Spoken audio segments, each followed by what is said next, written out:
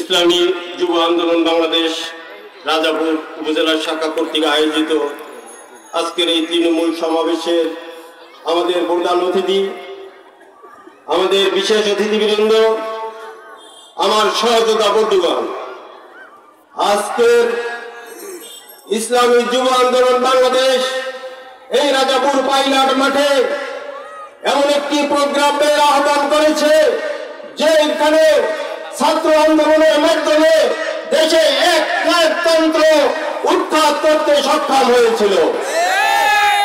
সংগ্রামী ভাইরা আমার, আজকের যুব আন্দোলনের আহ্বানে ইসলামী আন্দোলনের নেতৃত্বে আজকে আমি একটি দাবি করতে চাই।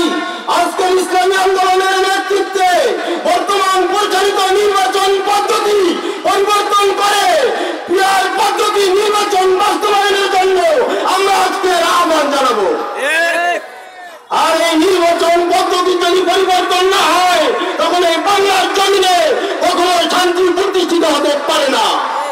এই বাংলার জমিনে ইসলামী শাসন প্রতিষ্ঠা ছাড়া কখনো বাংলার আপামর জনগণ মুক্তি পেতে পারবে না। এই বলে আমি আমার সংক্ষিপ্ত বক্তব্য শেষ করছি। বিশেষ করে ইসলামী যুব আন্দোলনের পক্ষ থেকে সকলকে আমি অভিনন্দন ও কৃতজ্ঞতা জ্ঞাপন করি।